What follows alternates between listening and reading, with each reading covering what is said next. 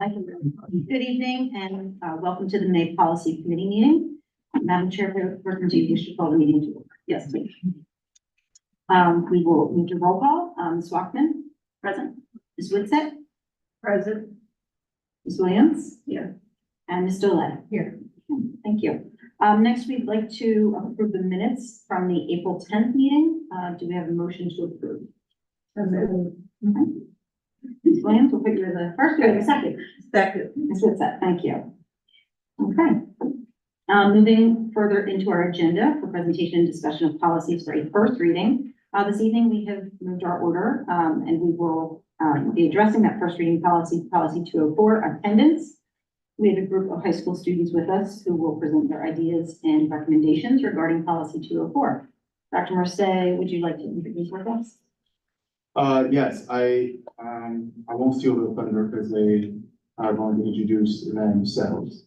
But I'm really excited that these scholars have an opportunity to be a reflection of a large representative of their colleagues in the student body. So we've been working, and I say we meaning Dr. Matzakowski and I, with these students on a myriad of topics and conversations that are germane to their lived experience, but transcending that not only in Delaware County, but Montgomery County as well. But they're going to tap into that.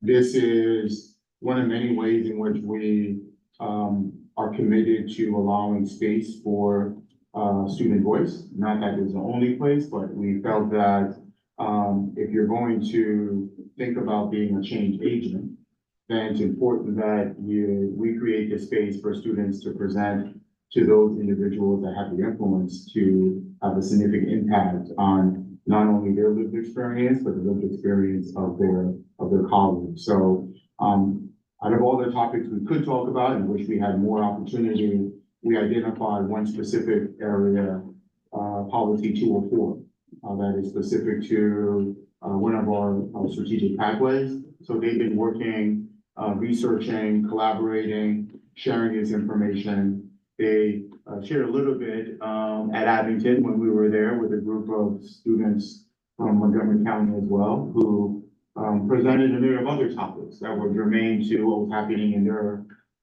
school district, and this one was close to their hearts and what students were talking about. So what better place than to give them the forum to speak to the board and to implement something that we hope lives in policy and give guidance to the way in which we do our work. So I'm excited that they're here. They have a full presentation for you to consider and reflect and think about. And I'm sure when time comes, please feel free, they can answer any question in terms of what they're thinking and where they are.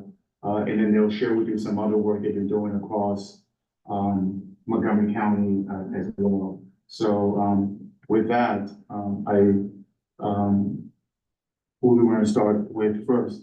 Aditi, yes, I'm sorry, you'll start first. But I do want to acknowledge Dr. Matzakowski because she does the lion's share of the work, as I love to be with the students every single day. Unfortunately, I'm unable to do that, but she's been spearheading some of those, all of those conversations throughout the year. So thank you to her, and thank you for your readiness and your willingness to do this. So with that, Aditi, I'll pass that on to you. Thank you. Good evening, everyone. My name is Aditi Halpy. I'm a senior this year. We are Strath Haven's Cultural Proficiency and Equity Student Ambassadors, and we are so excited to be here and grateful for the opportunity to enact potential real change in our school community.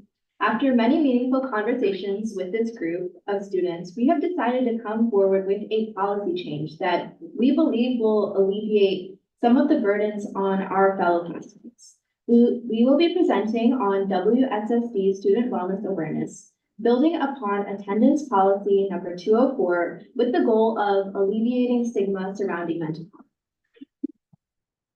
Today, we will start off with a brief introduction of what our group does and a rationale for our project, WSSD Student Wellness Awareness. Then we will dive deeper and explain our research, existing policy, and our revised policy with our proposed social emotional wellness day. Finally, we will conclude with our next steps. So let's dive right into it. Hello, my name is Madeline Benam and I'm a senior here. As you can see, pictures truly tell 1,000 words. In these pictures, our wonderful mentor, Ms. Carmina Taylor, in the vibrant orange on the right, has brought all of us together building one of the strongest communities I've ever been a part of. We are the Cultural Proficiency and Equity Student Ambassadors of Strathaven, or amongst ourselves, we like to say CPESA. We are a group of students dedicated to advocating for the student body and leaving our school a better place than when we leave it. In a space with dozens of students from all over Montgomery County, Ms. Taylor is still able to connect with everyone. Over the past 2 years, we've looked for the right way to improve Strathaven, finding areas of growth where our attention and help is needed. Last year, we worked with the Delaware County Student Forum, meeting with several Delaware County schools monthly to create a game plan that would foster belongingness in our district. This year, we took a different approach.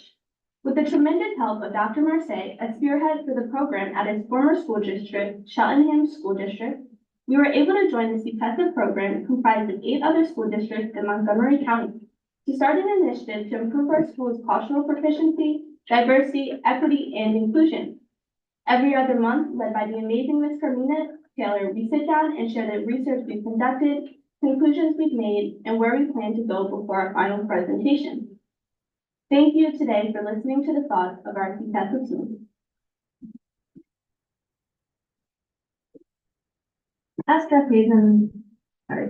Hi everyone, my name is Anika Goswami and I'm a senior at our lovely high school. At Strathaven, we hold ourselves to high expectations, academically and socially. With our strong extracurricular activities, rigorous instructions, exceptional opportunities, and strong sense of community, our students strive for excellence. With these demanding expectations, our students also struggle with the stress of academics. As perception is much different from reality, many high-achieving students also constantly worry about grades, assignments, and grade-wide competition. One thing I've learned throughout my time at Strathaven is that the shortest difference between two people is a story. We're made of stories, and I'd like to share one of my own. I'd like to preface this by saying that I think I can speak for everyone when I say that we enjoy coming to school. We genuinely like being here. We're in a great school district. Now, let me tell you my story, which starts last night. I woke up at 1 a.m. I went to bed at like 10:30. I was pretty tired from studying, and I felt really sick. So I spent the next hour laid out on my bathroom floor trying to puke. Sorry, but my dad found me. He gave me some Advil and he like put me to bed. And I woke up this morning unsure if I'd be able to go into school with migraine. I have some chronic migraine, but I come to my room. We've missed so much class already. We can't miss anymore. And I had a rehearsal for my theater workshop class because our final is tomorrow. So I go to school, normal on time. The nurse tries to send me home when I go to get some Advil for her, but I can't because I can't miss any more class. So I go on with my day, go home after our rehearsal for our final, and I wish I I took a nap to try to feel a little bit better, but that ate away into my studying time because I had an AP psychology exam tomorrow, as well as a project due. So a group project, so you don't want to let your teammates down, you know? So now I'm here because I think it's really important that we do this. But tomorrow I have, like I said, I have a project due. I've got my AP psychology exam, and then I've got my final at 9. But it's a lot, you know, and I think I personally would love to have the ability to take a day, maybe even half a day on Friday after all of this, but I can't because I will miss class and I have another test, right? So yeah, it's a lot, but when people look at me, they see someone put together, pretty much, I hope. But what they don't know is that 2 years ago, I was in a psychiatric facility, and I was diagnosed with major depressive disorder, anxiety disorder, ADHD, OCD, and some other things that I'm not very comfortable sharing right now, but. So that, in me personally, gives me I get a lot of overwhelming anxiety about these types of things. So, I could say personally, but it would really help if I could, be stressed for a little bit on Friday. That's what we're hoping to do here. Now I'd like to pass this on to my friend Jordan. Okay. I am Jordan Thurman, and something that I basically live by is tough it out through sickness and in health, sickness clearly. And it's something I'm not too showy about, but I go through what the regular high school student goes through. I get up in the morning, I brush my teeth, I take a shower, I decide whether or not I feel like eating breakfast, get on the bus, head to school. But a day that I'd actually like to talk about is, well, start off like a normal day. Got up, got myself ready for school, got on the bus, went in school, did my normal stuff. I stayed after school because pretty active after school. I'm one of the 3 leaders in the Young Activists Coalition, and we had been planning our school's Black History Month Assembly, which would have been planning for in January. I love planning the assembly, but a lot of it came with much added stress. Because with junior year, everybody says, oh, it's the hardest year yet. I was like, no, definitely not, of course not. It is, it most definitely is. Worst year yet, but also probably the most exciting. But this year, I had some news that came during this entire time. I went home after one of the Black History Month practices, and I went to therapy. And I've been in therapy for a good while, almost about a year. But I went in therapy slightly annoyed with a headache. It's just been a long day. And I walked out after being diagnosed with obsessive compulsive eating disorder. And I came back home and I laid in bed for a while. I stared at my ceiling, didn't talk to anyone. My mom was like, hey, how's therapy? And I just said, fine. I couldn't bring myself to say anything. I couldn't talk about it. And all I could think about was, oh crap, I have a science project due the next day. So I got myself up out of bed, started working on my project. And then as soon as that was done, I didn't sleep the rest of the night. I honestly kind of wished I had more homework to do to keep me out of the mindset that I got in. Because all I can think about is, who does this make me like? And I went to school the next day. And I stumbled. I'd now like to pass it on to Zoe. Hi, I'm Zoe Leslie. I'm a junior, and when asked if I would ever benefit from a mental health day, I think about last Thursday. Last Thursday, I would describe it as one of the harder days in my life. Not necessarily because anything happened, more because of how I felt. I never felt such passionate and strong emotions for something so negative. I never felt the want to be, I never felt so suicidal before in my life. But I still had school the next day. I still had to get up and go to school. So then that Saturday, I felt it again. But this time I had felt something a little more, something with action. This time I felt that I wanted to harm myself. And I would have, if it wasn't for my friend who came running in my door. She was my high school and a key.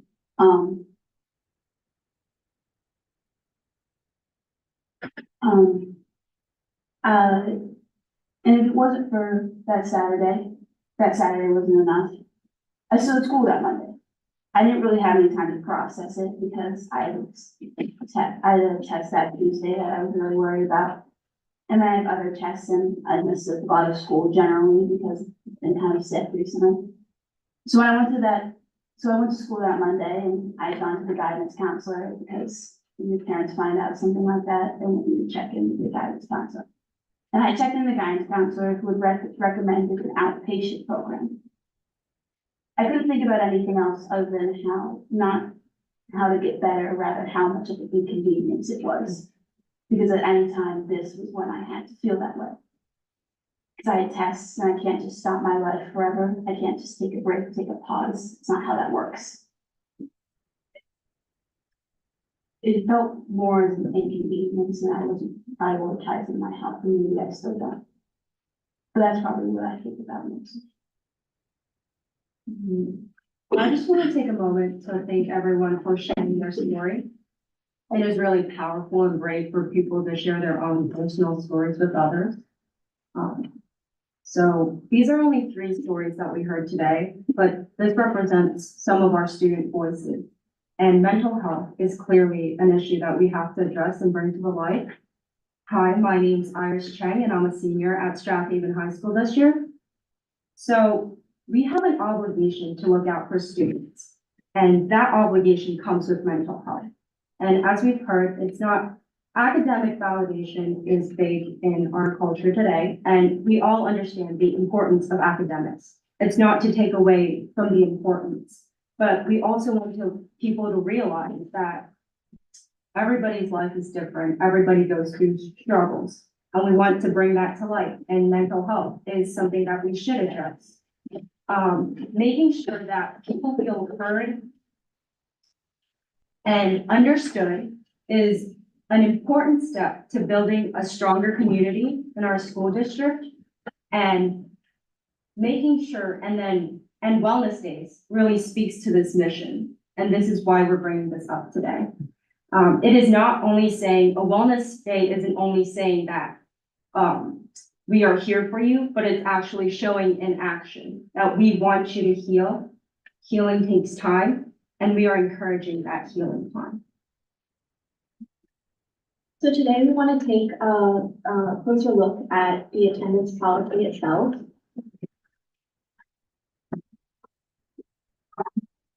As you can see on the current attendance policies, there are a myriad of reasons why students may be excused from school and be absent.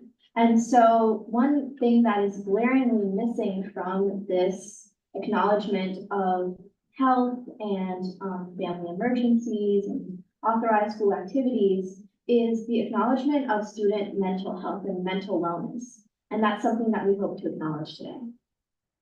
Hello, I'm Hannah Lloyd. I'm a junior at Strathaven High School, and this is our proposed amendment to the attendance policy. We propose some constituents having circumstances related to mental wellness. We have allocated 4 days for social emotional wellness. We have also included additional aid such as counselor check-ins, which will be provided if a social emotional wellness day is taken to ensure the students' emotional well-being. We are 5 schools, we have 5 pathways. It's important we are one haven. This year, as most of you probably know, we launched the district strategic plan. Hi, my name is Laurel and I'm a senior at Strathaven this year. Our strategic vision for impact plans to build a collaborative environment between students and faculty through our academic and social values.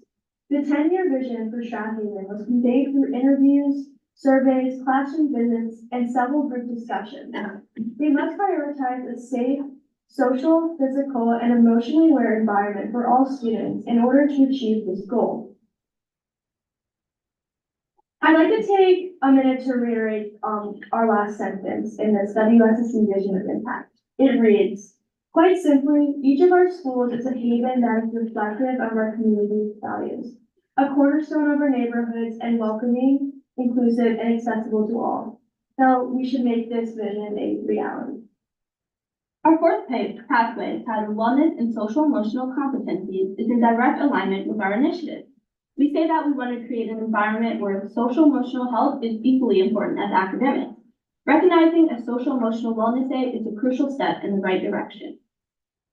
And with these 5 pathways, we've implemented wellness and emotional competencies into all 5 of our schools. Hi, my name is Paula Hagan and I'm a junior at Stratford. This brings us to our rationale.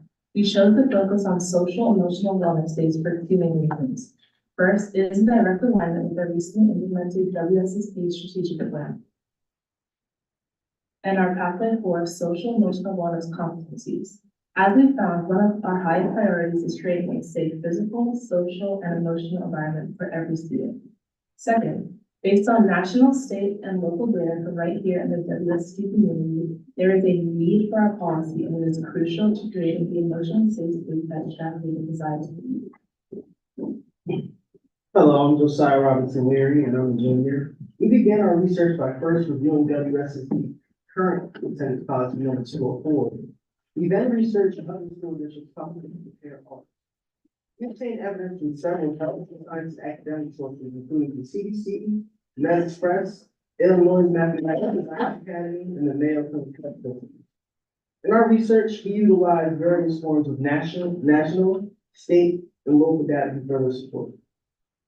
Hi, my name is Annie Dawn, and I'm a senior at Stratford High School. Let's take a look at the national data. This is the current legislative stand on social emotional wellness days in all 50 states. As indicated on the map of orange, only 12 states have passed a bill or law allowing students to have excusable absences for social emotional wellness days. Pennsylvania is not one of them. A bill was proposed in 2021, but has not yet been signed into law. This bill is the House Bill 1519. It was recently advanced early this year to amend the Public School Code in 1949 to provide people's excuses from attending school. If passed, the House Bill 1519 grants students up to 3 excused social emotional wellness days without a doctor's note during the school year. We would be the first school district in Pennsylvania to implement social emotional wellness days, advocating for 4 per year. So to give more context, we want to look at what we define a social emotional wellness day as. So we wanted to come up with our own curated definition in order to best describe what we need this attendance policy to say. So if you can see above, we have some sources from MedExpress, Illinois Mathematics and Science Academy, as well as the Mayo Clinic Health System. And see, these bolded words are words that remain kind of consistent within all the definitions. And from that, we ended up making a wordscape. This has all the recurring words in this definition to show us what needed to be in our definition as well. So as you can see, the words recharge, improve, mental health, day, wellness are all pretty large, and other words such as seek, meant, plays, roles, responsibilities are a little bit smaller. So from that kind of tells us what this day is. It's a day for recharge and to decompress.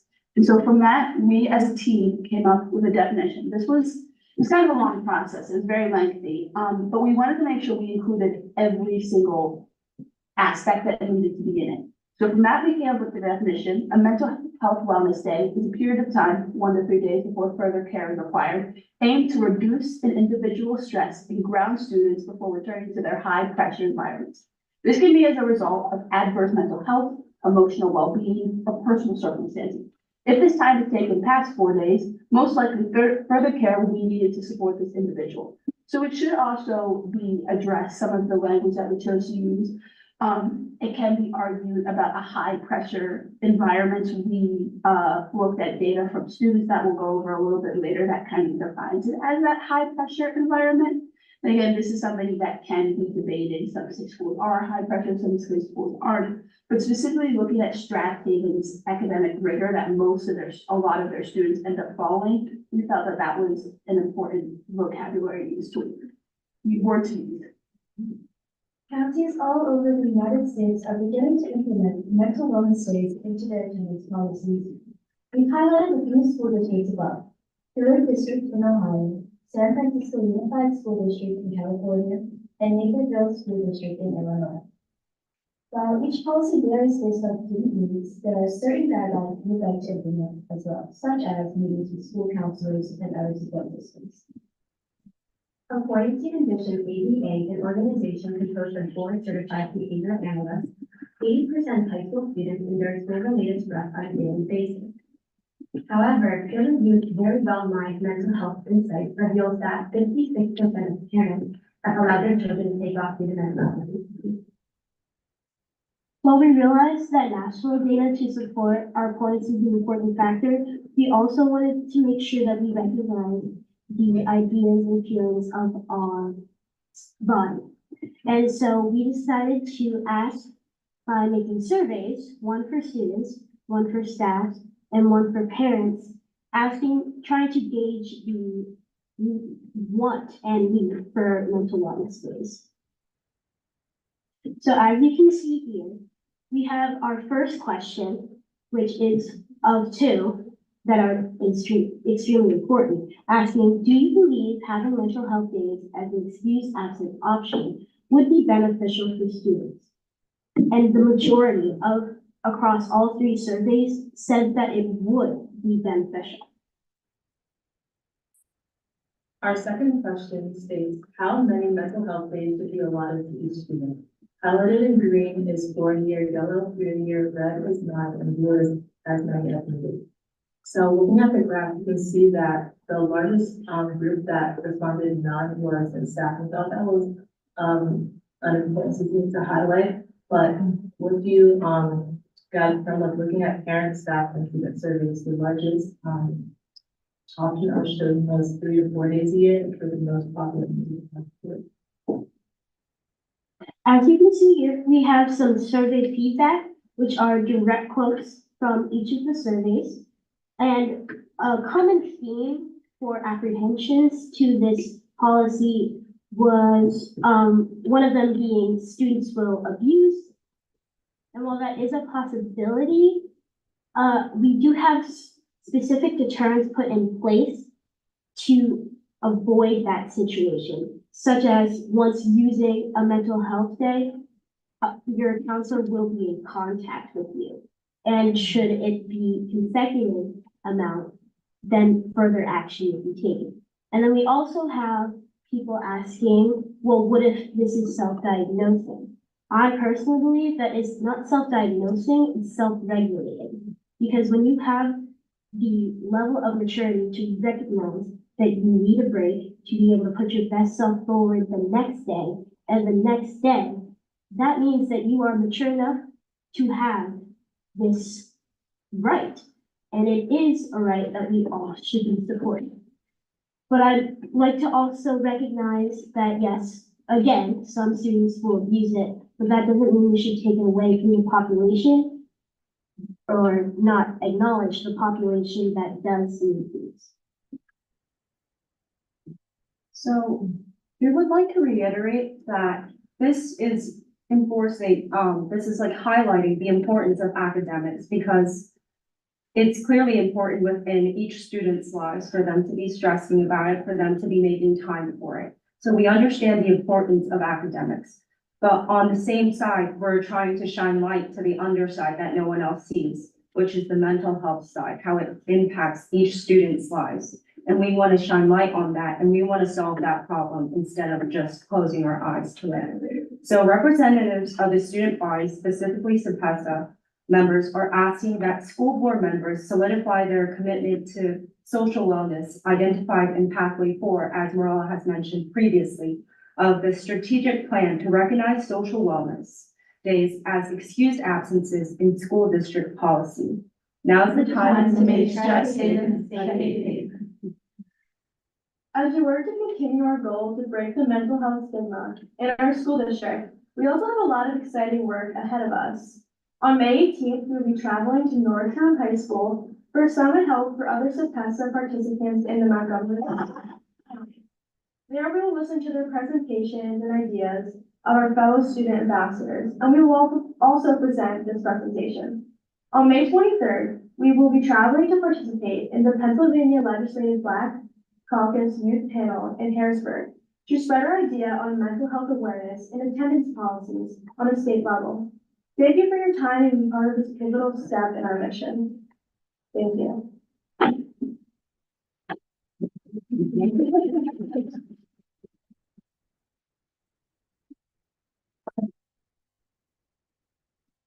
Thank you very much. We appreciate what you share, and the policy itself is the first thing on our agenda to review tonight. So I know we've taken some of your recommendations into account as our first draft, and then we'll work through that, and the committee of the board will take those under consideration and have some conversation about that. Thank you so much. Certainly, you are welcome to stay, but you are also free to go. We know that there are other things that you may need to attend to.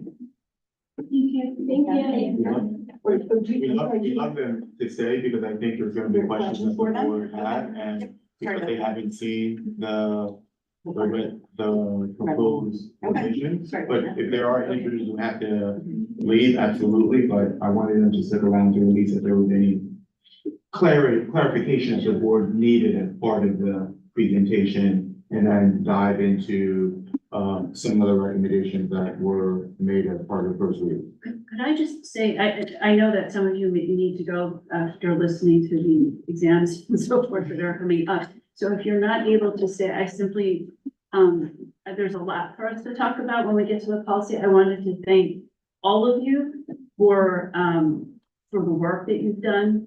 For those of you who spoke about your personal experiences, I hate saying that that's brave. We should be able to have conversations like that. And so every time I say to anyone that, you know, I respect so much that you shared that, and people talk about it as brave, and I wish we didn't have to use the word brave. If others do, we have to use the word brave. So I want to thank you tremendously for the work that you put into this. I'm sure others may want to offer something to that. Then I just want to say that it's wonderful to see all of you young faces and your willingness to participate on top of your heavy workload. Because I can see that this took time, and somehow you managed to keep your grades up and present a meaningful presentation that gives us some food for thought as we go into the read of the policy and making adjustments. And I would like to echo the sentiments. Thank you all for taking time out of your extremely busy schedule to come and speak with us tonight. It was extremely impressive. The message really resonates with me as I have a daughter at home who was studying for her APES test tomorrow and didn't come tonight. I invited her, but she declined. So, you know, I feel like this is definitely, you know, a message that is close to my heart as a parent as well. So thank you all for sharing your stories, and thank you. Yeah, same. Thank you all. I think it really brings it to life when we get to hear your personal stories, and I love, you know, it's great to hear your experiences. It really helps inform, you know, the work that we do. Can't thank you enough for that. And I agree, like this idea of destigmatizing really resonates with me. Like if we were talking about a broken leg, it wouldn't be a question, right? You'd be like, I'm not homeschooled tomorrow. Nobody would give it a second thought, right? And so we need to start having these conversations, and just want to thank you for being a part of that. Thank you guys for being great listeners and the great feedback you've given us. Thank you. Thank you, Lon. Appreciate it. Thank you. We're gonna start going through and please, if you have to, please feel free, but the board's gonna review your recommendations and go through the policy, all right? So we'll definitely follow up. I have one question for you. With your proposed mental health days, would they only be for high school students, or are they across the district? Across the district, I think what we're hoping, because I think one thing that people don't keep in consideration is that young people also, like younger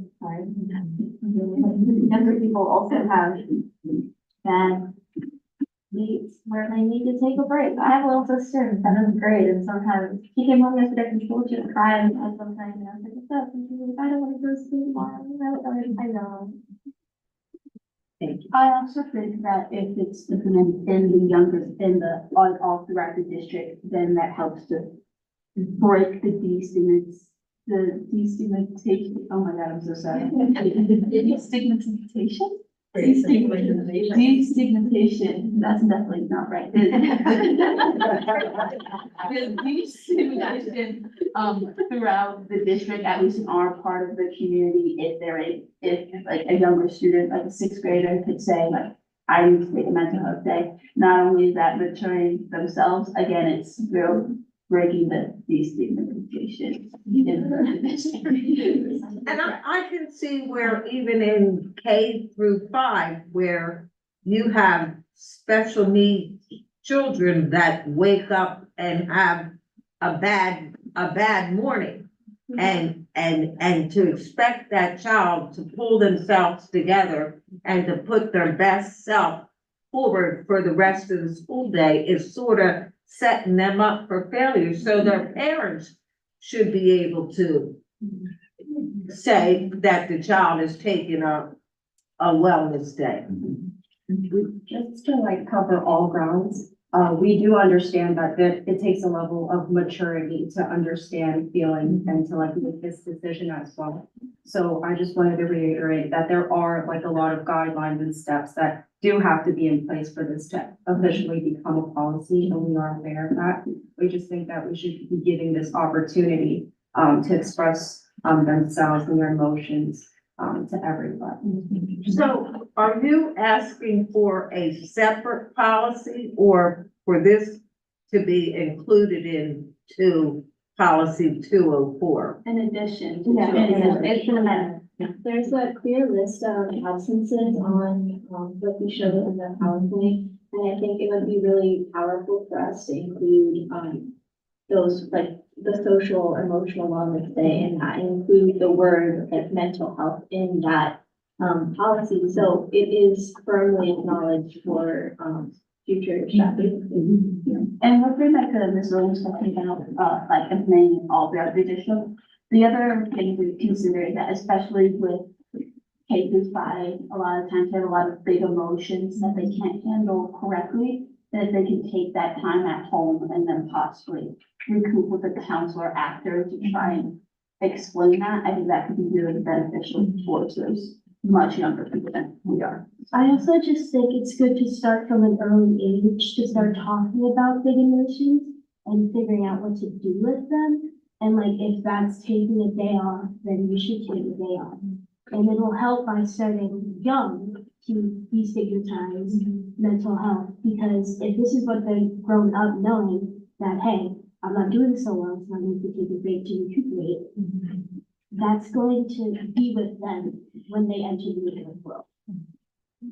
I also was just gonna add that I think it's a great idea to implement it for the younger grades as well, because I feel like it will force communication between the younger kid and the adult, because they have to ask their parents, hey, I'm really not having a good day and I need to take the day off. So then the parents will also know, like, you know, I need to consider what my student's going through. But if it happens at a young age, then you already have like a great sense of communication in your family, and you're able to process your emotions more maturely as you grow up. Would it be appropriate to ask a question right now while we have them here, or should we? As long as everyone says that's okay, I think this dialogue is so helpful. Yeah, because one of the burning questions that I have is, what happens to the work that we miss? So in other words, is that not kind of? I think You're answer turning that. this rest of this file up. Because we're putting it into policy as under, like, an excuse, like sick day, you would be following the same, like, guidelines for missing work. Okay. So with sick days, you're given a certain amount of time to make up that work, and teachers would just go through the exact same process of giving out the same amount of time to make up that work. Okay, so you're not returning to school with a pile of work that's due the next day? Yeah. That makes sense. Thank you. This question we had was regarding finals and tests. There is always, we talked about this before, but there's always like final makeup days, that kids can follow through with. And, they'll speak to their teachers and, communicate that with them, as well as their guidance counselors, to make sure that the schedule they're creating is going to work for them as an individual. I'd also think that it'd be good if we have the guidance counselor also. I'm pretty sure we have this in our slide, but we just haven't spoken out loud. If we have the guidance counselor also reach out to the teachers that that student had to clear up, hey, this wasn't just an absence, this was a social emotional wellness day. So when they come back, you know, you don't treat them any different, but you can understand that they've had a tough time and they needed that break. Yeah, and to add on to what Maddie said, like, just like she said, like, literally exactly what she said. If that guidance counselor can communicate with the teacher, that can be something that this, like, is determined between the student and the guidance counselor, if they're comfortable with the guidance counselor sharing that information, and comfortable with that way to accommodate, for what happened. And I think that's something that's also really important, because that's also building the relationship between the student and the guidance counselor. Well, and as a student, you may not want the detail, shared with everyone. Yeah, right? They it's usually also, have- Pennsylvania law that states that, fortunately, is old enough. Right, you can- right. You are legally responsible for your own. Right. And there are probably also days where you just really needed a break. It wasn't necessarily a crisis. You just needed a break. Maybe this, on that same point, would you touched on this, but I didn't fully process it while you're going through. Is there a point at which you said, somebody suggested that at 4 days, you probably definitely need to be reaching out because there's something bigger going on perhaps. But do you think that, an actual outreach to the family, to the student should happen before 4 days? If that, I'm just curious about your thought process in thinking of 4 days. That depends if it's consecutive. This, I believe you decided if it's 3 consecutive days or even 2, that there would be further action, because using one is, and then going on is like, oh, okay, we need a break, but then 2 and forward is more concern. And then I feel girls, we were thinking like 1 per quarter, you know? It's like, take a break, you know, you got to get a day, but sometimes students need more support than that. That's okay. So then have the counselor check in with them. So the policy now states 3 consecutive absence. It requires a doctor's note. So, what kind of, what should happen if it's 3 consecutive wellness days? Does it need to be brought up with the PCP? Because that's your first, at your age, I mean, unless you're in therapy. And that's whether or not you want to share it, but isn't there like so many hours that they have to by state law? Sorry, I mean, but I'm To sorry. in the school year? Primary care okay, physician. I looked it up and it said something about. Yeah, right. That is also true. Consecutive days that require doctors. Yeah, we have Mr. Diazio is our counsel. He is on the screen and can respond to that. Yeah, I'm happy to respond. And it probably would be helpful to, if we could start to take a look at the policy, because there is some language that we've proposed, you know, in anticipation for the students' great presentation this evening. I think that there's no required amount of time by law when you need to submit an absence note or you know, do certain things, but there are timelines that are required by policy that we have to do that. So I know there was a question asked a little bit earlier about, is this a new policy or is this a revision to the attendance policy?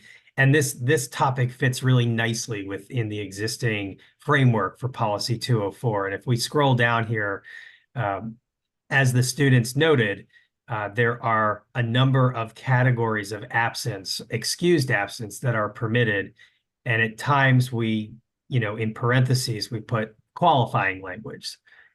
So that's what the administrative team was recommending here, was to recommend adding the social emotional wellness days that the students are advocating for, hoping that the committee could have some discussion about the number of days that would make most sense. But this category of absence would be treated just like any other category of absence. It would require some sort of communication to the school indicating that the student was absent from school and that the reason was because of a social emotional wellness day. There really wouldn't be any expectation that there would be a doctor's note or anything like that. If the student had seen a doctor and the doctor suggested that the student not be in school, that absence wouldn't likely be a social emotional wellness day. It would more likely be an illness day. So I would actually say that we wouldn't expect to have doctor's notes for social emotional wellness days, because I think those days are days when, students might decide, without having gone to the doctor, that, they need to take a day and, recharge, I think was the word that the students used. If the student, again, had been under the care of a doctor and it had been suggested that the student not attend school for a day, that would be a different category of absence. That would be the illness category. We've also outlined that in our proposed amendment to the policy. For social emotional wellness days, if there's a doctor involved, it's highly likely that the student is in some kind of inpatient, outpatient treatment. So we put down not including hospitalization in psychiatric facilities. That would just to be treated as a standard hospital stay. And can that be considered? I'm sorry, Yeah, isn't there like a minimum amount of hours that a student has to be in the school for a school year? You have to I have, what believe is it, there was 600? something new about that this year, right, Professor Rowland? Total number of hours for graduation. Yeah, So and that's a conversation we've been having, about 990 hours at the secondary level, 900 at the elementary level. With 180 days, that's the legislation just passed. More conversation. What are you concerned about, that they're missing X amount of hours? because if you have up to 3 excused absences for illness, and then you have 3 wellness days, that's 6 days of the school year that you're missing. Yes, and then you had 3 days because you were involved in an accident, you needed 2 days to go home, then you had a day where you had an emergency. When we have those level of absences, those are monitored very closely, and communication is sent home with respects to A, making sure everything's okay, B, to determine whether or not, based on those absences, does your educational delivery has to change as a result of that. Yeah, and that's also that a lot of students, when students still do take mental health days, students put down as sick days, right? So they can't meet the big days. But I actually wrote this out as a mathematical equation. It's like 180 days of school, right? Suppose you take the 10 days, right? So that's 170, and then minus 4, it's 166. So that's still 166 days that you were in school and doing school, which is a lot of days. And the amount of students that don't even take, that have perfect attendance, that's Another for the students that need it. Another thing to acknowledge in that equation is that when a student does not take a mental health day, and all the students that we are letting down by not acknowledging mental health, they're put at a higher risk of not attending school in the future and taking an extended period of time off, or just engaging in behavior that could be harmful to themselves. And that is something that obviously we want to prevent from happening. I would also like to say, we are like talking as if everyone's going to be taking it, but it's simply an option that we want to provide for the students. It's not like, if you're okay and you're doing well, you can come to school. Attendance is of course important, but we just wanted to make sure that there's an option for students that are taking a little bit of a different path, in their personal life. And we just wanted to make sure that their education, is personalized to that. And just to say that we also understand, we hear that, and it's not something you have to be ashamed of, but we all understand. And I think some of the students that this is aimed for are going to be reluctant to take it because they're all stressed out and trying to get good grades and so forth. But it is important to acknowledge it as a legitimate excuse. Especially just because having it in there tells the student body that you're there for them, they value their mental health, yeah, you matter, you know? And I think that even just like acknowledging it, that will help, but then also for our future Strathaven students at a younger age who learn that it's okay to take a day, to collect yourself, will hopefully feel more comfortable in the future doing that at the middle and high school level. Yeah, so we're just hoping to pave the way for the future students, even if it, gets passed and not as many people take it, even if they didn't need it. Well, I see that it's, Mr. Diablo, it's already added into the 204. It's just a matter of the number of days, right? Right, that's the discussion that we were hoping that this committee would have this evening, correct? So we're discussing the number of days, whether it's 3 or 4 days, because it's already been added to the policy. This is the red line version. What we've always done in every policy is to give recommendation to the board, and we redline it to say, here's what we're recommending.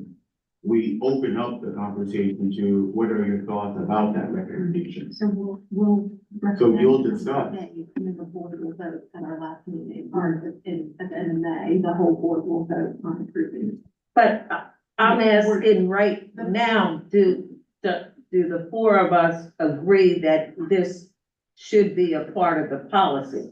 That's what the conversation is going to have. Yeah. We wanted you to hear the authentic voices of our students and the rationale for why they believe it should be in there. Now that I'm they, all for it. oh, then we're not. So, that's what I'm trying to say. That's what we're talking about. We can just get down to the number of days. Let's do. Let your style. I'm gonna call a quick time out here. So we do need to get a little bit of our organizational control back and, talk through, and walk through the policy, like point by point, so that we can actually get on with the business. I do want to acknowledge, I want to do 2 things if I could quickly. We do have an, audience members, and what we did not do at the beginning of the meeting was do our normal protocol where we introduce how do we take, comments from, folks from the community who are here. And so the way the process works for a committee meeting is, this is an unusual committee meeting, but what the board would do now is we will start to have that conversation about the entire policy, things that are already there that perhaps we want to discuss, as well as this proposal. We will have our conversation about that, and then so now actually this is so backwards, because there's other times at which we would take public comment yet next, right, before we would go Oh, into it? no, what would happen is the students did their presentation. Yeah, You ask them questions. right. Right? They don't need to be here for the rest of the night Right, to do that. Right. And plus, we're here and we've been meeting with them and we Yeah. can facilitate that. yeah. Okay. We open up the dialogue for the board to review the policy as it is recommended. Yeah. Once the board, asks its questions, we open it Then we up open it up. for the Okay, public. so I'm gonna, we will open it up at a particular time in the Yes. conversation for public comment. Yes. Yep. So now, there are no additional questions for the students and thank you very much for coming. And the board's gonna, have this conversation. You're free to stay, but you don't have to stay for that conversation. And then we'll run through that process. Can I just quickly ask, and maybe you said this and I missed it, but is there any delineation that they can't be consecutive days?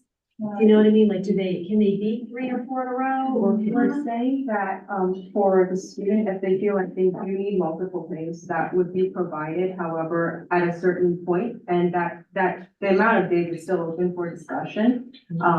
There would be like a reach out from the guidance counselor or someone that can give them, help, because there clearly needs, yeah. So like, if the student took one just single day out at school, the next day they arrive, that's when they would meet with the guidance counselor. But if it were 2 or 3 or even 4 consecutive days, in our perfect picture per se, the student's guidance counselor would email them attaching the mental health counselors that we have. So either particularly at the high school, Ms. Sullivan or Mrs. O'Kane, they would be attached to that email. And if they didn't receive that response, that could mean a call home or a call to the cell, or if applicable, a call to 911 to setting services. I know they Step up in also, intervention. I know they also, I had a friend who was absent for a while due to, chronic illness and some other stuff, and she had a wellness check. Her counselor showed up at her house, she was a little bit freaked out, but, you know, she's like, no, I'm good. So, Thank you. that's something else that's also possible. I just wanted to mention, like, it's not only like paving the way for other students in the school district, but other schools as well, because not a lot of schools in PA especially are doing this. And they're taking that. Yeah, so we will be the first ones, and I think it's like a really important thing to, open and discuss. One final comment I'd like to offer to you guys, particularly those of you who are returning, for your senior year next year. I heard a lot in things that you were saying about, multiple, I know it's the end of the year and the seniors kind of like it all backs up, right? But, the number of exams or final papers or this or that, or whatever that happens to be, that are being scheduled right on top of each other. And just the culture and what is it about us as a community that puts this pressure that you're feeling on your shoulders. I would love for this group, and those that come into this next year to continue to talk to the administration and to the board at the appropriate time as the administration feels is appropriate for us to continue a dialogue, because this is a really important step, but there's a root cause behind this that we're not addressing by just putting a policy in place. And I really truly believe that's a conversation we need to continue. Well, I'm glad you said that, because I think the conversation we've always had is about conversation around time. What we do with it, speaks to what we value to some extent, which is why the school start time, Yeah. absent of these deep conversations, mean absolutely nothing in the grand scheme of things. If you are thinking about, wellness times, changing that for the high school, it does you no good to push that back an hour and don't change the infrastructure that has created that level of anxiety. The students will find other ways to cope as a result of that as well. So that's why there are infrastructure changes in addition to this policy that compounded will make significant changes, but Iris's point that this will pave the way for other things to take place. So yes, absolutely. I think it should be part of our ed affairs and have discussions with the collaboration of teachers, so you're not getting two tests. Well, let me tell you where that starts, right? And in June, we have a ed affairs committee that talked about homework. That is an opportunity for the board to hear, but we don't have any students here, but it's an opportunity for the students to hear, here's the current process, here's what the research suggests.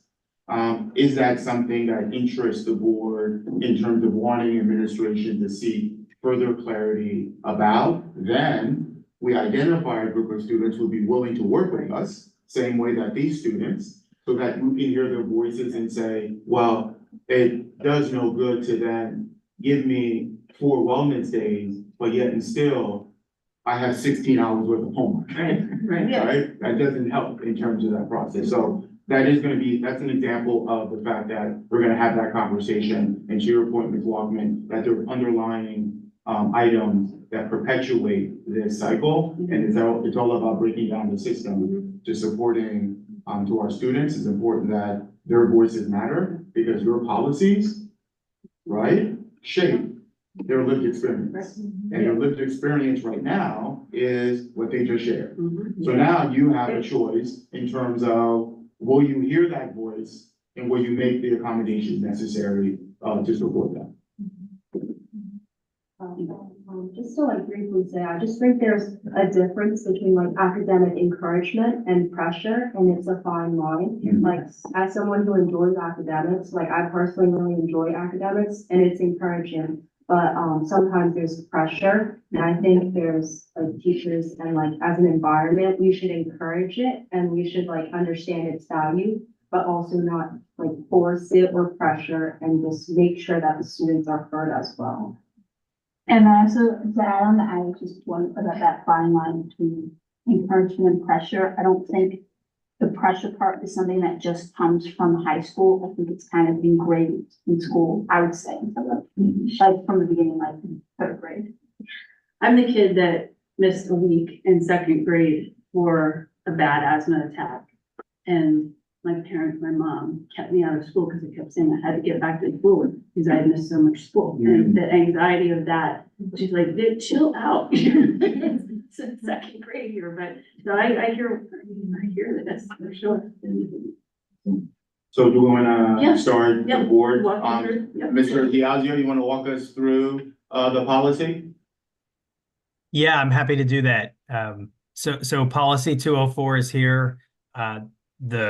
The major reason this was here was to facilitate the discussion with the students around the social emotional wellness topic. Of course, while the policy is under review, we took a look at it. There were some minor changes made, but all in all, this policy is a strong policy. It's intact. It does not need a major overhaul. We spent a lot of time with this policy a number of years back when the law on attendance changed and the law on truancy changed, and most of that law still remains good law. So you're not seeing many changes in here. As I understand, the policy generally works, but obviously could stand to be enhanced. So why don't we start, Mr. Diazio, did you want to continue to sort of drive the conversation, or do you want me to jump in? So I think really this is not a policy. A lot of what's in this policy is prescribed by law in terms of how you track truancy and what you have to do when students are truant versus habitually truant. I think the thing that the administration would ask most from the board on this policy is to provide direction on the social emotional wellness category of absence. I think that's the real reason this policy is here. If there's questions about the remaining parts of the policy, I think that would be helpful, but this is a long policy. It probably would not be a good use of our time to go through and read every word or wordsmith the document, so to speak, but rather focus on the big topics that brought us here. But I think with that, I'll turn it over. Why don't the committee members feel free to ask questions and have discussion? I'll start with Nanette, actually.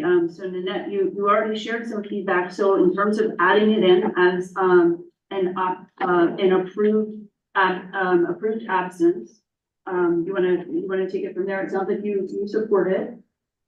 I do. I think that because of the high academic, I don't want to say pressure that is put on the students, but because we're a high achieving district for the most part, and the major population, because a lot of these kids talked about AP classes and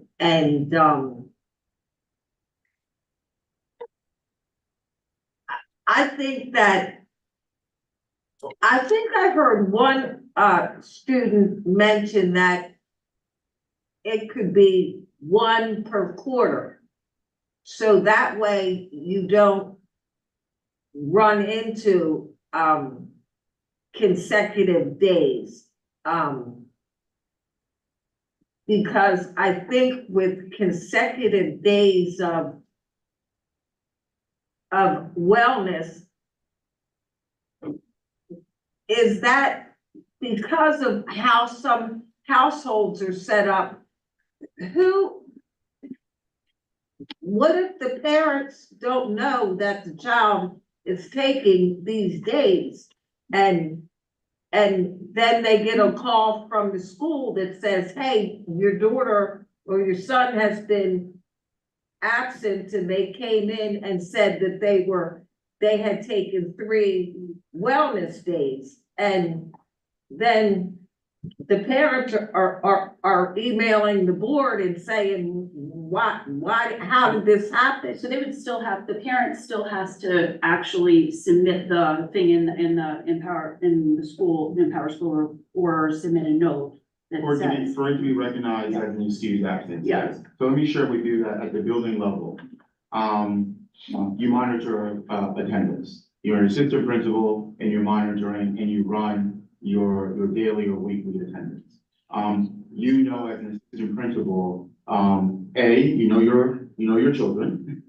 And when you have children who have 2 absences consecutive, that is a trigger right there to then explore, what do we know? Because at the end of the day, you could have had a family emergency, right? Because under policy 204, it lists a myriad of reasons for why you excuse absence. One of them is also, I was unaware that you had a college visit. So you spent 2 days because you were traveling to Virginia.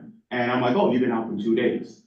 So at the end of the day, there are mechanisms in place to ensure that once you get to a threshold, that we're reaching out to determine, is everything okay with this absence, knowing that you want to be preventive versus reacting to that particular process. But I'm just thinking, and even though that they're saying they're mature enough to know when they need a day off, are they mature enough to recognize that missing 3 consecutive days of school and the amount of schoolwork that you're gonna have to make up, even though you're given extended time, it's adding more pressure on top of what you just tried to alleviate. Of course, but the board authorizes 10 days for an educational trip.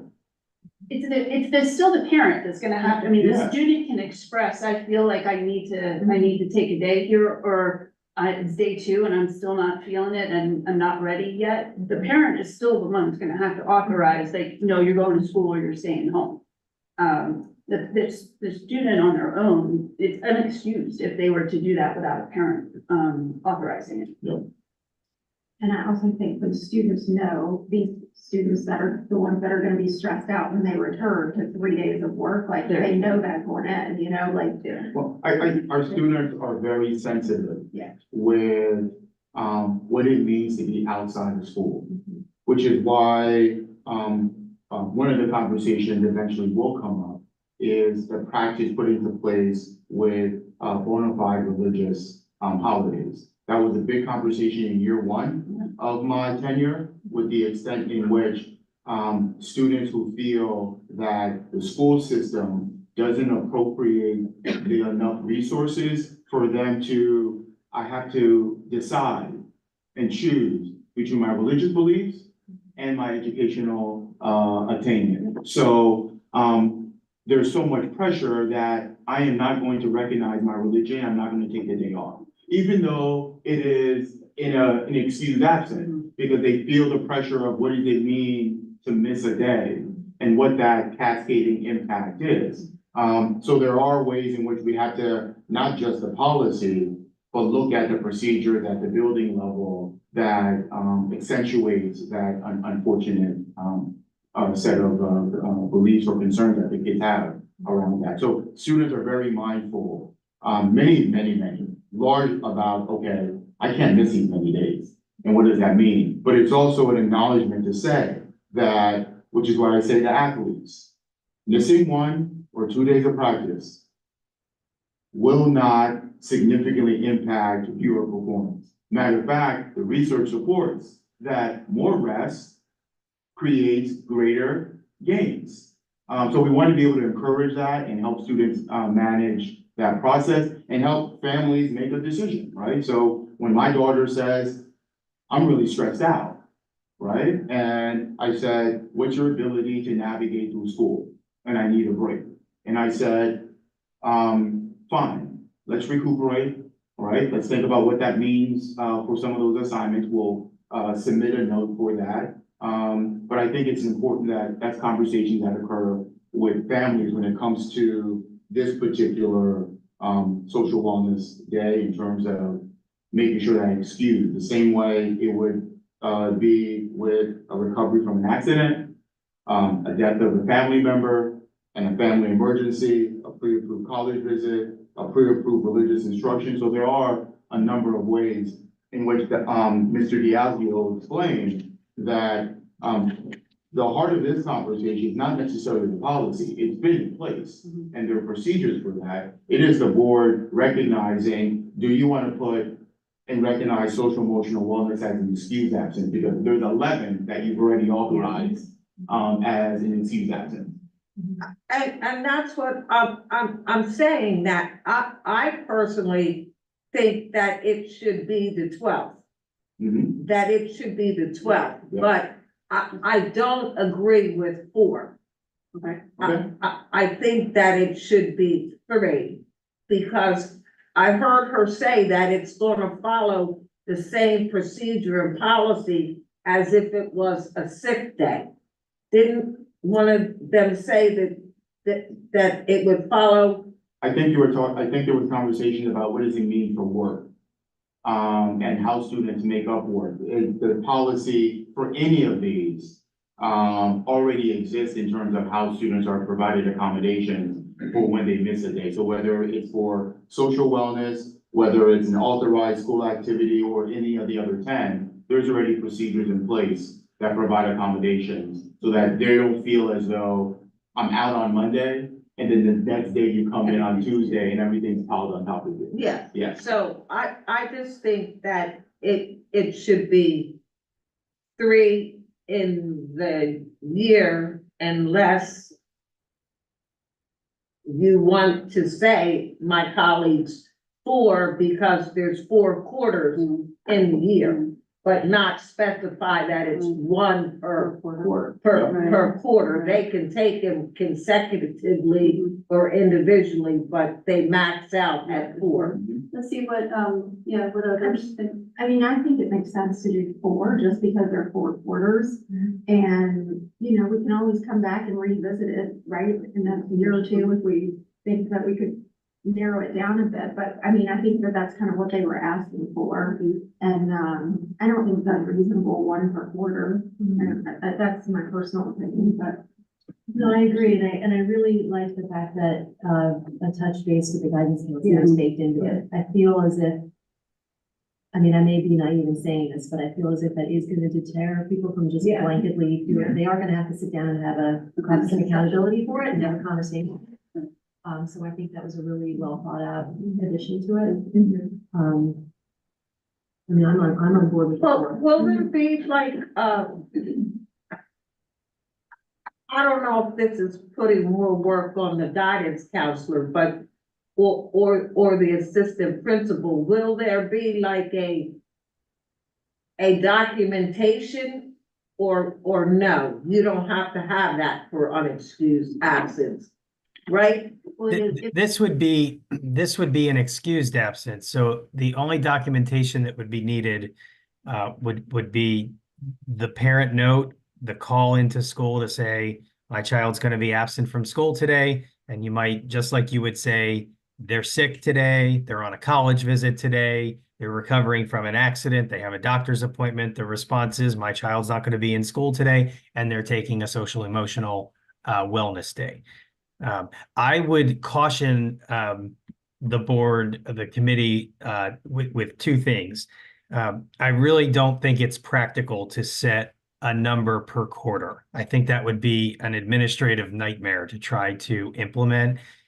It's already hard enough on those that are tasked with attendance-related matters, even to track the truancy cases throughout the district, and that's looked at on an annual basis.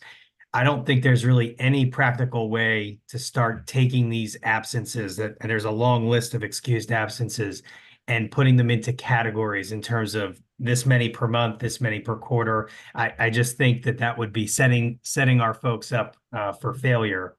And similarly, with respect to, check-ins from the counselor, that I'm not sure that that the teams are ready for that. I mean, even if every student in the district, took one day, you're talking about, hundreds of these check-ins. There are already procedures in the attendance policy when students are absent for long periods of time. There are scheduled check-ins. There's a student services department that oversees those processes. I know it might sound really easy to say anytime a student takes a social emotional wellness day, they're going to have a check-in with the counselor. That's going to divert a sizable portion of your counselor's time during the day. There could be dozens of students out every day. And I would just be careful how quickly you dive into that realm. To Ms. Williams's point, you can always come back and try this for a semester, try this for a year, and then, get some feedback, maybe invite that same group of students back and talk about lessons learned. But those would be the 2 points of advice I would give to the board.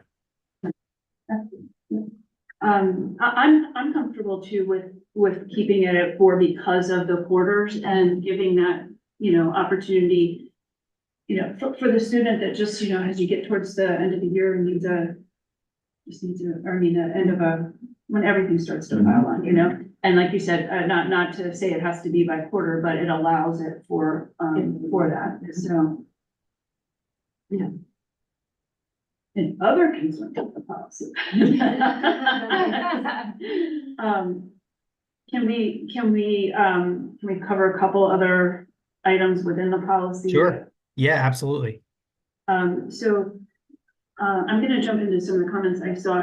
Michelle, I saw a comment that you made that I hadn't made, but was on my mind as well about what it's implying with respect to teachers need to be providing these in advance. I want to say, right? It's right down. Teachers shall assist students in making up work, blah, blah, blah. They will be provided with reasonable accommodations, and teachers will provide work. Where did I see that? Yeah, now I can't find I it. think I have it highlighted here on the screen. It's the bottom of 5 of 8. Teachers should assist students in making up work, providing work prior to the absence. And I just wanted to make sure, I mean, obviously the teachers can, I just want to make sure that their hands aren't tied, that someone's reading this policy and says, you're required to give my kid all 2 weeks of work for the trip that we're going to take. Because I know as a classroom teacher, I don't always have my work done 2 weeks ahead of time, I felt very strong about that. So, I say, like, when a kid asks me that, I'll say, well, here's what I have.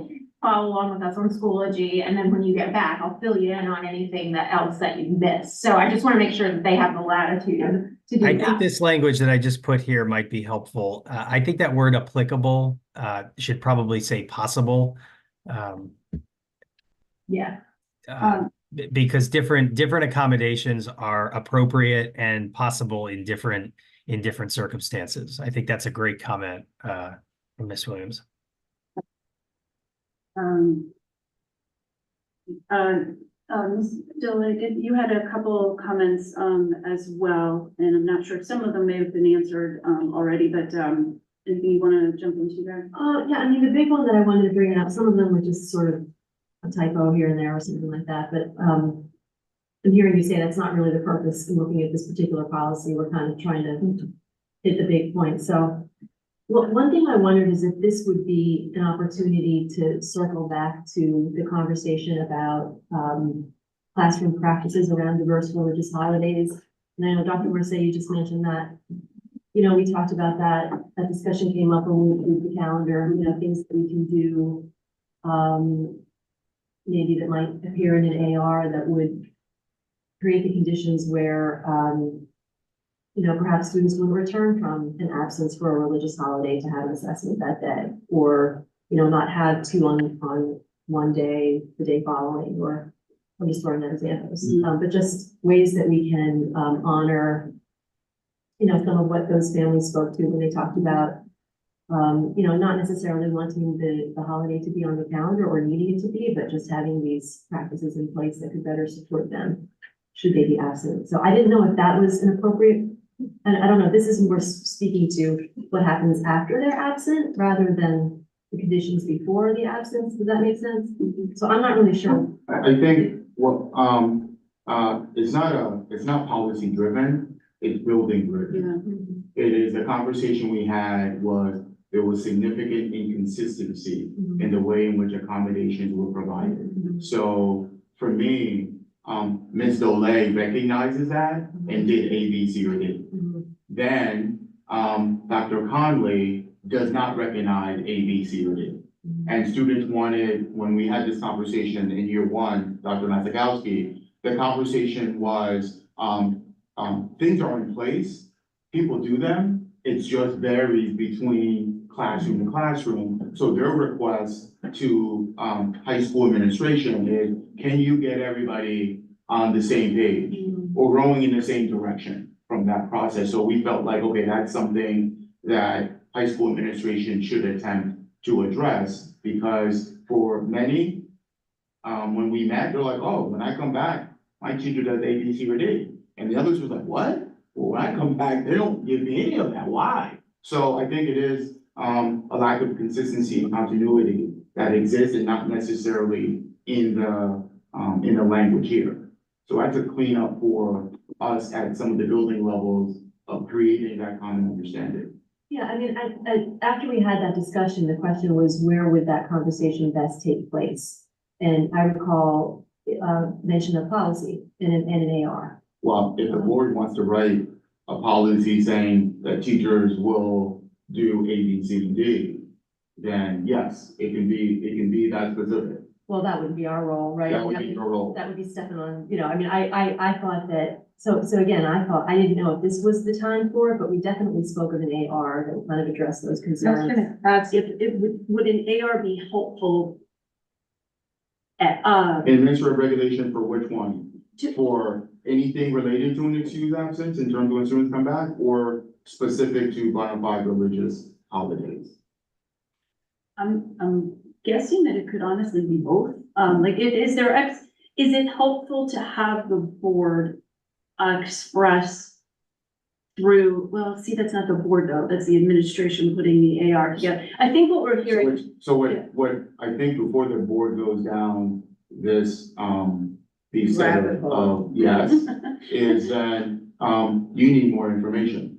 Yes. The same way in which we're giving you information about homework, right? Yeah. You hear anecdotally, but we're trying to get a comprehensive perspective, right? So that means if that's the case, you would like administration to identify currently what are the practices happening in buildings as it relates to when students are absent, what's the process in terms of making up that? Yes. Is there continuity and consistency? Yes. We bring that information to you in the ed affairs to say, here's what we've learned.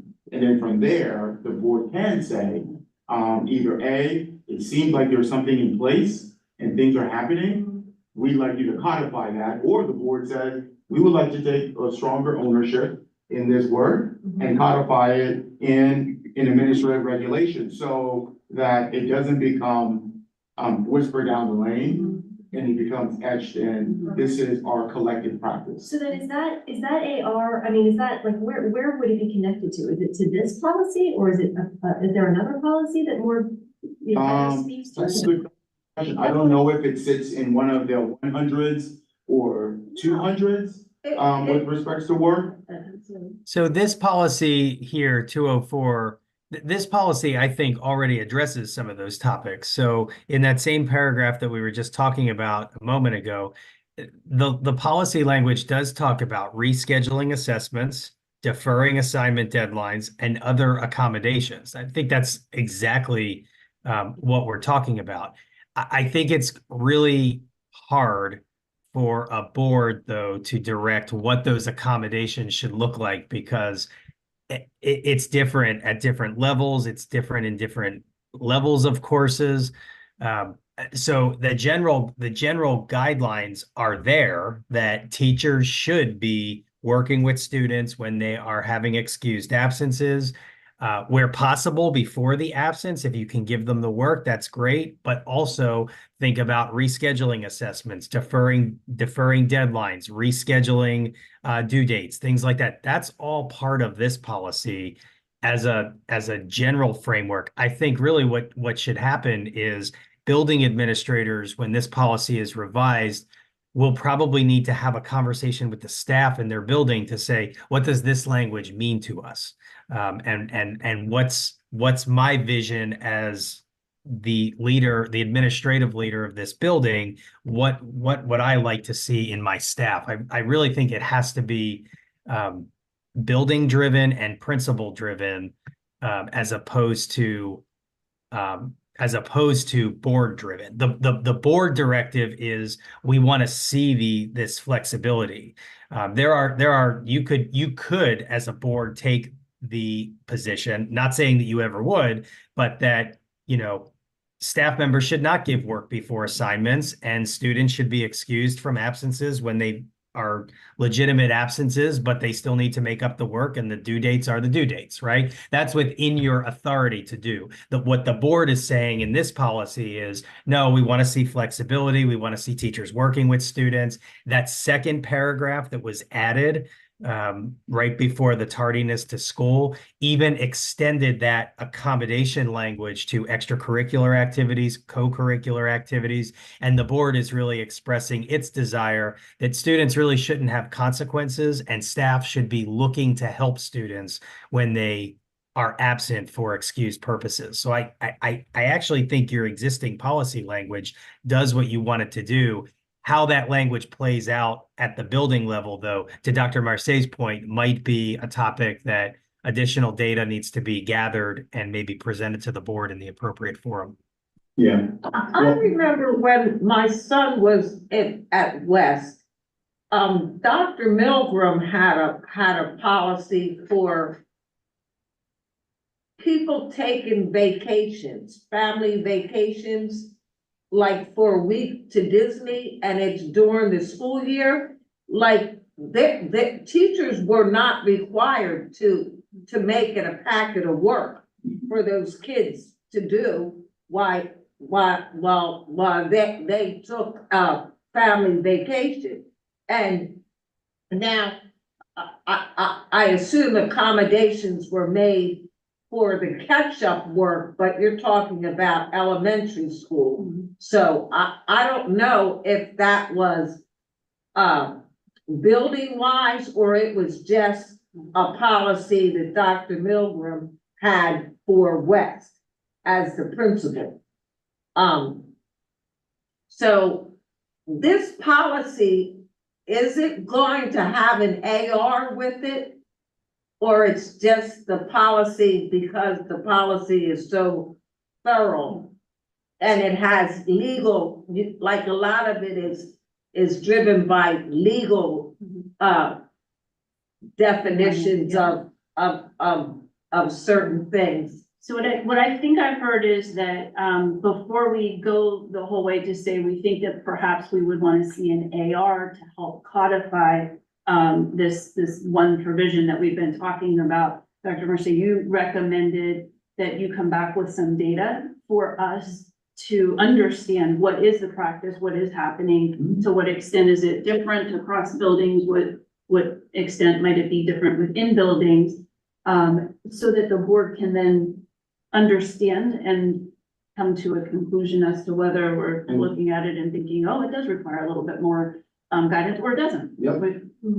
That's what I'm hearing. I agree with you. Remember, the curriculum audit identified that from a policy perspective, overall, that the policies did not provide clear guidelines that would create an equitable distribution of that policy. Mm-hmm. So when we come back with information, you might say, hey, these practices are not consistent. Mm-hmm. Either A, it seems like they're in place, you need to provide more consistency, or nothing is happening, we need to put more parameters in place. So I'd like to be able to come back and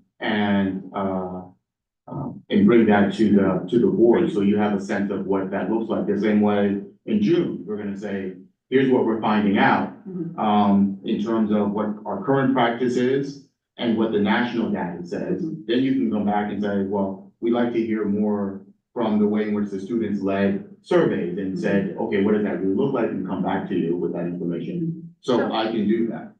So then we're not gonna go past the first read on this because you need more No. time to collect. No, I think this policy can move forward. I don't think this policy eventually will need an AR. When you look at, there's two different ways to look at an attendance policy. Most of your language is already in this policy. So I don't even know if we were to develop an AR. I mean, this policy outlines everything with respect to attendance. If we were to look, for example, at a school district that had a policy and regulation framework, and many districts do that policy and administrative regulation framework. We'd be looking at something like this that you can see on the screen here. This, for example, is Tredyffrin East Town's policy on attendance. And it basically says, you know, the board asks the superintendent to put together an attendance framework that's consistent with the law. This is what policy language would be. And the AR language would be the language that you're seeing here about Teas or there are. correct. So essentially, most of the language that you are seeing in this policy, if we were to create an AR, we would essentially be lifting this language out of the policy and putting it into an AR. We didn't do that with this policy because, again, this policy got brought under review sort of for the limited purposes of enabling this discussion about social emotional days, because this policy is working day in and day out. It's a strong policy. There's not problems with it, but the students identified ways to enhance it. So we didn't want to take this policy and completely rewrite it because it's working, it's consistent with the law, but we did need to have the discussion about social emotional wellness.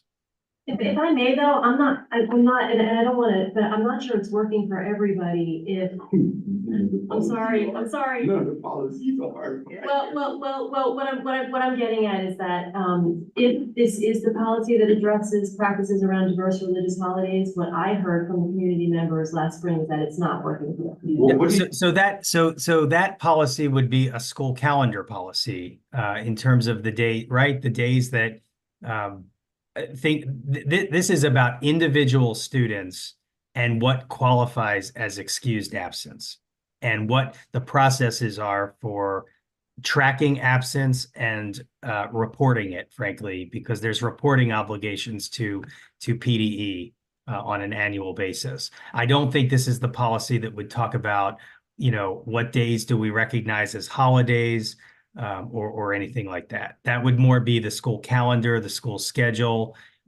policy on celebrations in school. That's where I think that language would fit. This is a compliance policy. I mean, most of it talks about how you report unexcused absences through the truancy law. With the accommodation for, you're out, it is a religious holiday, we recognize that the policy allows for that. It was, now you need to make up some work, or you're coming right back into a test, is the assessment is the day you come back. Oh, I see. Okay. Yeah, I mean, I think, honestly, I think that was, Dr. Marseille and I spoke about that. Dr. Marseille raised that issue. That's why this language got inserted, right? About reasonable accommodations that students should have, so that they're not facing consequences because of excused absence. That's for academic purposes, extracurricular purposes, or co-curricular purposes. So, and keep in mind, there are, religious holidays is a category of excused absence. So when we put in here, students shall be provided with reasonable accommodations to minimize consequences with respect to academics, that is new language, and that is for all of these excused absences, including religious holidays. So just, I'm gonna do a time check and see if I can help us move this part of the conversation along. So we added this in response to that feedback. Mhm. And to necessarily to your point, it would be very helpful because I heard the same thing, that it was not, you know, aside from the recognition of the holiday on a calendar, I want to be able to feel like I can take my holiday to the point you were making. And so I think it'd be great if you could come back with, you know, since this has been put in place, what are you seeing with those practices? So that we could learn from that and see if we think we've addressed that. Yes, and make sure all the buildings are reusable policy. Yes, got it. Yep. Got it. Okay, I can do that. Thank you. But I also thought when they talked about the religious holidays, a big thing was that it was not on the calendar. The days were not on the calendar, so. That was one of you the didn't- six things that they. Yeah, but that was a big sticking point, that like for Rosh Hashanah, you just had one day, not the whole week, where kids are fasting and then supposed to be able to pray in the afternoon. So are accommodations being made for students to be able to have prayer at school? And that was the point that they were making, that it's not recognized on the school calendar and therefore it's not a holiday, that we're only doing secular holidays. So, and I think, you know, unless we choose to bring that back, that's not really, that's not what the purpose of this particular policy is. But the board at the time decided we were not going to put specific holidays on the calendar. We had a whole conversation about why we weren't gonna do that. If we wanted to bring that back, we can bring that back, if that's something you wanted to bring back, but it's not this policy that would. No, that's what. Okay. Yeah, I'm talking, just as you just said, Kelly, just the practices and honoring my right for, you know, I'm taking this day off, I don't wanna come back to a test the next day, or what have you. That's, Got it. That's built in That's here. it. Correct. That's got it. Got yes. it. Okay. All right, I had one other point I wanted to bring up, and this is gonna be especially unpopular with some folks. I don't have to have this be part of today's review. I can not die on this sword.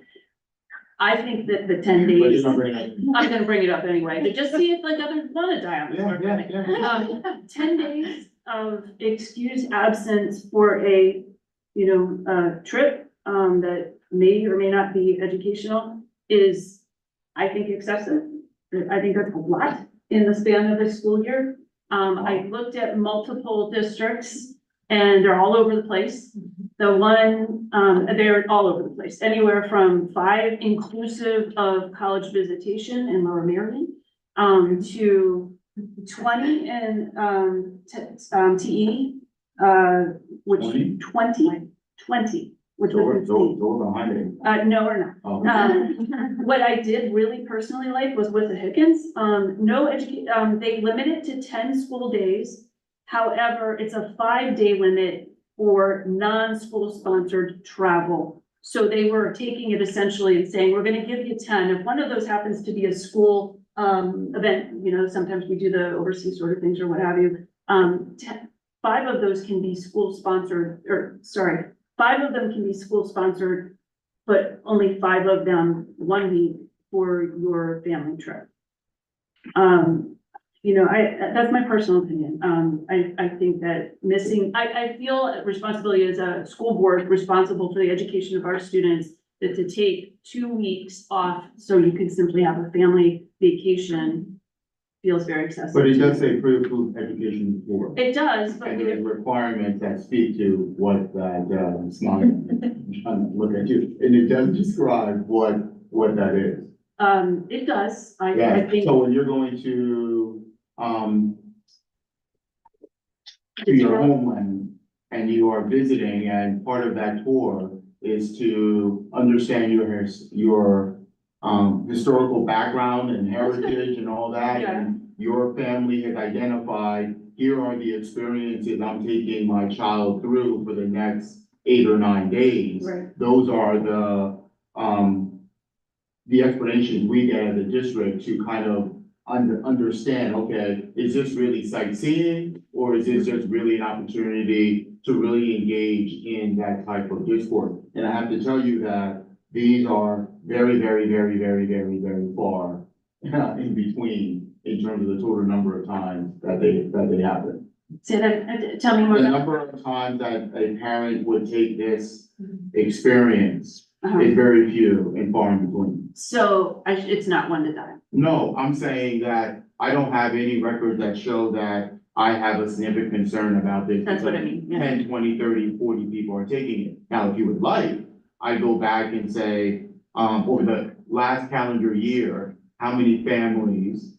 I remember, 2 or Right. 3, Okay. not here, but in other places, Then but I it's don't know if not, that is it's the not case. something that I should be worried about. I think Ms. Walkman, I think to your point, those types of experiences, that travel takes a significant. It's more amount of these types time. of things that you're seeing when And it's it that would be- long. It would be pre-approved by the principal. All right, I have I'm conversations with the principal about it. I'm Dr. gonna- Mezakowski does. I'm so- gonna let go of that then, because I know that I know families do it.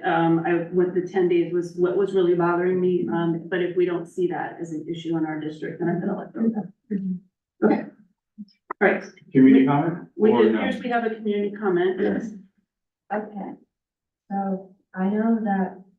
Your name, please, and, part of town that, you live in. I'm Ava Walkman and I live in Wallingford. Thank you. I know that through grades 1 through 6, there's 900 hours per term required by the Pennsylvania state law. I think it's section 22. And then through 7 through 12, it's 990. So with these mental health days and the additional 10 days for like school authorized trips, would that cut into the legal amount of hours? Well, that's what I was saying. Yeah, that's, I think that's what Ms. Woodsett was asking as well. And what I understood from that was that we have, actually, I don't think I can answer that question, and I should ask you guys to answer that. We have attendance policies that monitor the extent in which students are missing school and where that threshold is, and to determine whether or not that is satisfying, state requirements. The legal requirement is for the district to have a calendar where schools are open for, it used to be a certain number, 180 days or a certain number of hours, 900 or 990, depending on the level. The state law has changed a little bit so that now the hours are the focus, but that is not a requirement on a student by student basis. There's no legal requirement that any individual student actually be in school any number of hours per year. The requirement is that the district has to have its school buildings open and be in regular session for a certain number of hours per year. So it's the building. Right. That's not- right. That's right. So if the schools have to be open 900 hours per year and a student has only attended 870 hours because they've had a certain number of excused absences, there's no non-compliance. That's a compliant set of facts. The quantifying number is the amount of time that the district is open and providing instruction. I was talking about like, in addition to that, inexcused. Like if the student had already missed a number of inexcused absences additional to their mental health leave, is that a concern? Oh, I think I understand. So the social emotional wellness days here in the policy, that's a new category of absence. So it does not count against illness days. It doesn't count against travel day. It's a new category of absence. It doesn't count against any other type of absence. Did that answer the question? I meant like inexcused. We can, so how about we answer, after, because I don't I, understand the question though. Are you trying to find out the full number of unexcused or excused? Like if a student had already missed a number of inexcused absences, additional, they took however many mental health days, would that affect like their truancy? No. So the social emotional wellness days would not count towards truancy because they would be excused absences. Truancy only kicks in when there's unexcused absences. So as long as a student is properly being called out and the school is alerted that they're utilizing a social emotional wellness day, it will have no impact on the calculation of truancy. Truancy is only when the student is having unexcused absences from school. Social emotional wellness days are considered a category of excused absence. Any other questions from the community? All right, with that, are we comfortable then recommending this one to go forward as with the for a second read, and we'll have the 4 days in there for the mental health and wellness. Perfect. Oh, and the students will be glad to hear that. All right. Well, they're gonna present again in Harrisburg, so we'll see. Yeah. And they can say that their school adopted it into policy too. Oh, second. No. Okay, All right. before it won't be adopted before they get there. So then if we want to move on to our policies that are for second read, so those are policies that we discussed and presented last month in people. Policy 102, academic standards. I'll just put them up on the screen here. If we can even consider all of the second readings together, and if any board member has any question about any of them, we can pull them up. There have been no changes to any of these since the last committee meeting, so I know we only have a few minutes left here. We probably don't need to walk through each one unless there's questions. Anybody have any questions about, let's just start with, we'll take them together, but anything specific about policy 102? Any questions or comments? Any questions or comments about 114? Wait a second. Yes, sorry, 114.1. I do. Okay.